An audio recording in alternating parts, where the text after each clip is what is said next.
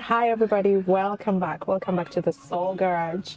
Today we're in nature, today we are outside, but I'm so grateful. I'm so happy that you're here with me today.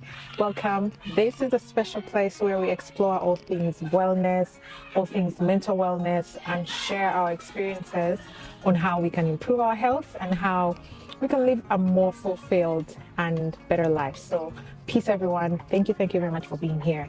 So today we're talking how to show anxiety who is boss.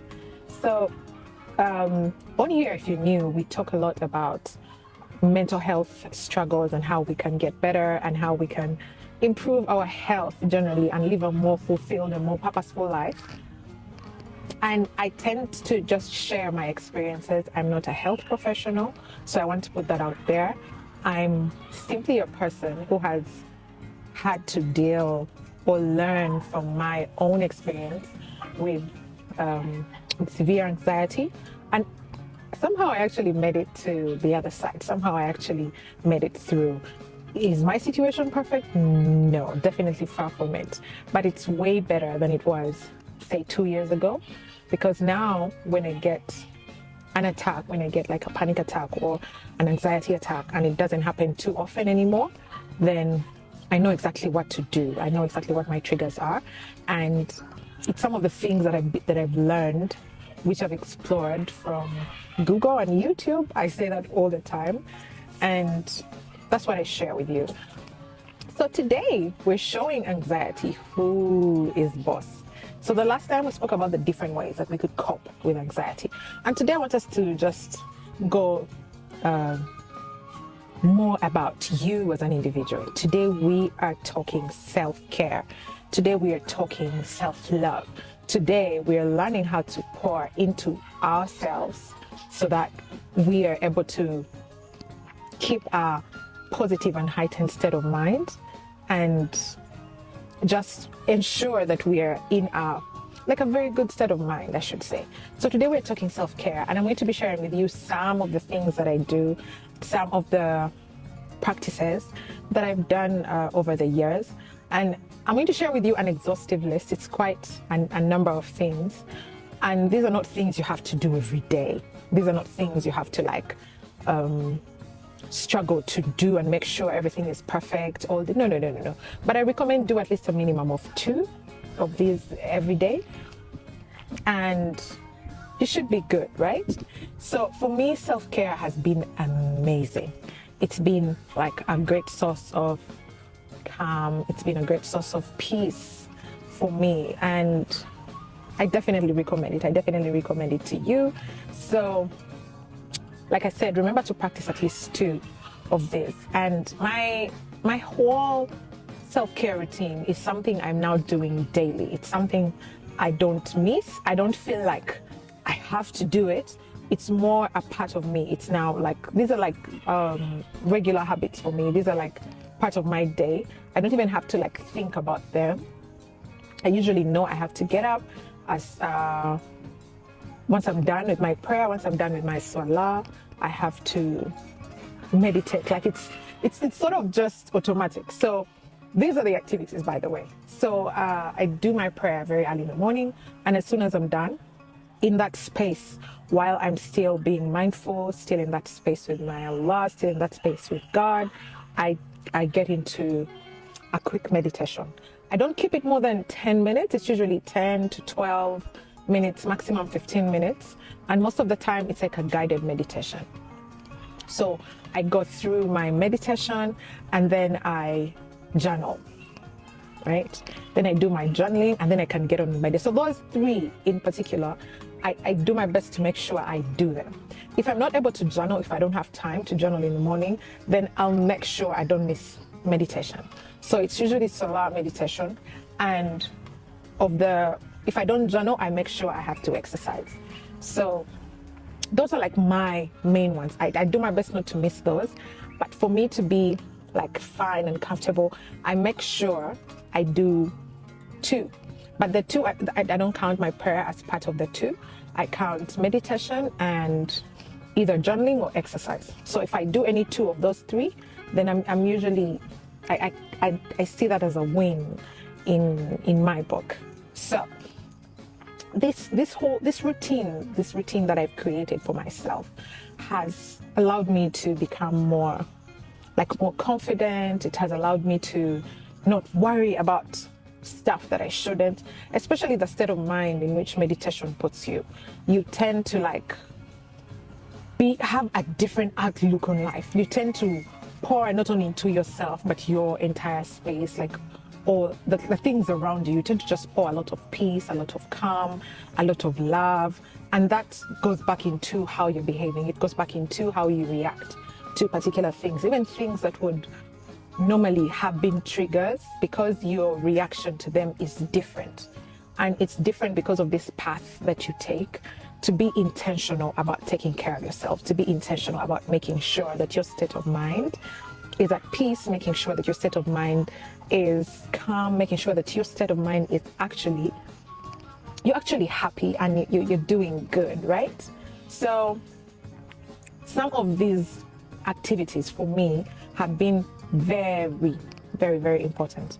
And once your vibration is raised, once you're in that head, have you ever gone through something that made you feel so good and you feel so nice that even if any kind of negativity came to you through you can't even let it come through. You can't even, when any negative energy comes by, you literally feel it and you're like, not today, definitely not today. So some of these things are just allowing you and I to show our brains that we're actually the ones who tell it what to do. We're learning to master them. We're learning not to let them control you, not to let this machine that's really powerful control us and get us to a state of imagining things that are actually not there. It's most of the time it's imagined, but we have to learn to see more reality. We have to learn to, once we see something, now for me, when I feel like an attack is imminent, when I feel like it's coming through, I just keep reminding myself that this is not real. I'm actually breathing right? Because for me, I keep saying it manifests in my breath through how I breathe. I have to take extremely deep breaths because I feel like I'm short of air.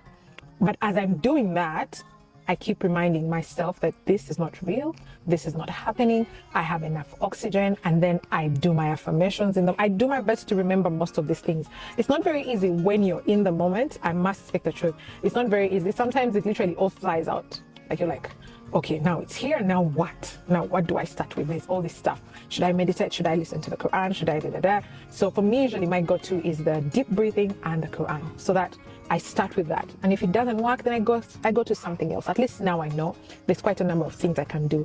But for now, I am very intentional about the state of mind in which I put my brain, the state of the environment in which I place myself, the people I hang out with, the things I listen to, the things I watch, right? So continuing with this list and the things that are the activities that I include intentionally in my self-care, and some of them might just be some of them are not regular, right? So I talked about my daily prayer, I talked about my exercise, I talked about meditation, but what I haven't said though is that I am very intentional about being consistent. Me having to develop this as a habit has taken a while, and I would recommend you just take 2. Don't do too much. Don't do too much because you won't be consistent. Just keep trying some of these things if you want to. Just keep trying some of these things and you see what resonates with you and what works with you, right? So consistency is definitely key. And then I talked about affirmations. That's another thing. Affirmations make me feel really good. I'm able to affirm and I'm able to set my day in place. So these I usually do when I'm preparing for my day. Once I'm done. Affirmations are not a daily thing, but I do my best to, as I'm getting ready after I've taken a shower and putting on my clothes and in the mirror, that time when I'm trying to get a little bit glammed up, I do my affirmations while I see myself in the mirror, and I'm very intentional. I do my best to actually feel what I'm talking about. I do my best to get into what I'm saying. So these are very, very helpful as well. And then eating right. eating right goes back to, is a very important self-care activity, because if you know how you want if you know you definitely want a healthy body, you know you definitely, this vessel that we have is protecting you, it's taking you places. So you want to love it more, you want to take care of it more. So what are the things that would nourish your body? What kind of foods would nourish you? What kind of foods would get you to that state of mind? And I'm not saying do not eat junk, because I do eat, like I do eat fries, I do eat a lot. Like I do eat flour, like I eat white flour. I eat these things, but I eat them in moderation. I eat them in moderation because I know they're not like the best thing out there for my body. And because my state of mind right now knows that vegetables are good for me, knows that healthy fats like eggs are good for me. Like, because I know they're good for me, I don't struggle anymore to actually consume them, to actually have them as part of my diet. If they're not there, I actually miss them. So eating right for me is a very important self-care activity, and it's something I definitely recommend that you try. And then I listen to self-development books, guys. I listen to a lot of books, and I'm reading a lot too. So I did the 75 hard challenge about 3 months ago. And guys, this challenge is amazing. I'll drop a link to the main page, to the landing page of the challenge. So if you want to try it, you do. It's a 75-day challenge whereby you just do 5 activities. And one of them is reading 10 pages of a good book, 10 pages of a personal development book, 10 pages of a self-help book. And when I started this habit, I'm not big on reading. Before, I'll just do listening. I'm signed up to Audible, so I'll just listen to most of these books or find them on YouTube. But there is just a thing about the connection between reading, like actual print, and your mind. So in these 75 days, I actually had to read. I had to read like a good book every day.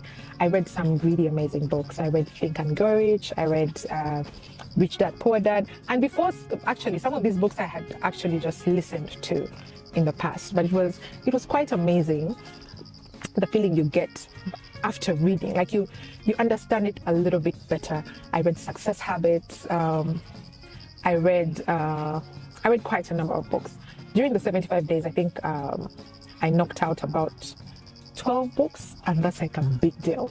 That's a big deal for someone who wasn't reading before. So the habit has stuck. The reason I talked about this is that the habit has stuck, and it's a very good habit to have. So these self-help books just get your set of mind in the right place, and you're usually set for your day, you're usually set for your week, for your month, because these are the people, they say you're the average, I think, of like the 3 or 5 people you hang out with. So because I don't go out a lot, some of the people I hang out with, most of the people I hang out with are actually online, and these are the people I learn from. These are the books that I listen to. These are the people that I follow online. So definitely something I recommend. And then the next thing is doing personal development challenges, like the 75 hard challenge. I do gratitude challenges a lot. Like when I set my mind to doing a challenge, it usually gets me in the right place. It usually, I get in that zone, and I'm able to do it till I finish it. So right now I'm working on it's a 90-day exercise challenge by it's called the STF, Summertime Fine Challenge. It's online. It's really, really good, and I like that I'm like pushing really hard with it. Currently I think I'm at day 44, and this challenge has really, really helped me. So I know that I have something to look forward to, right? So definitely hats off to the guys who put these challenges together. And then another thing I do that I'm very intentional about is spending quality time with the people I love. Spending quality, like intentional. I actually put time aside to just sit down with my babies and just listen to all their stories and give them time. Then spending quality time with my husband.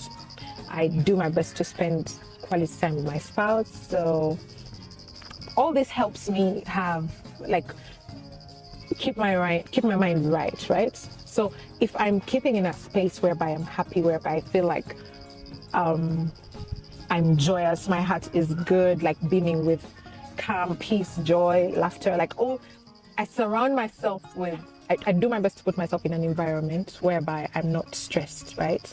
So it doesn't mean stresses don't come through.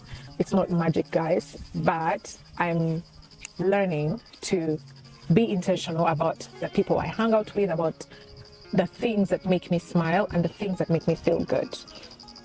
So, and then a final one is actually prioritizing me and saying no a lot. Now, this is a hard one. Saying no to people, especially when it's not part of something that you plan to do. When people are just putting you in their program, say, for example, you're a stay-at-home mom and everyone wants to leave their babies with you because, well, you seem idle enough. Say, for example, you're at work and people want to drop their extra work on you and they come, oh, please help me, oh, I'm not able to do this, or I have this party I have to go to, so please help me feel. And if you're that person who always says yes, you're always saying yes, guys, you need to take care of you. Like, just politely say no. Like, don't just bluntly, oh, no, I don't have time for your things. No, like, could you find someone else to help you? I'm not able to, I have a personal commitment. So just say no. Saying no more than yes. And when you say the no, then prioritize you. Prioritize doing the things that you want to do, achieving the things that you want to achieve. So that's a big one. And for the past 2 years, I've done my best to do at least two a day, right? Do at least 2 a day. So for me, exercise is a big one. Exercising daily. I do my best to do it at least 5 times a week. So that's 5 times a week. And then if it's not exercise, then I'm journaling and meditating, or meditating and exercise. So in most cases for me, it's a meditation and exercise. The others are usually secondary. But I do my best to add this into my routine on a regular.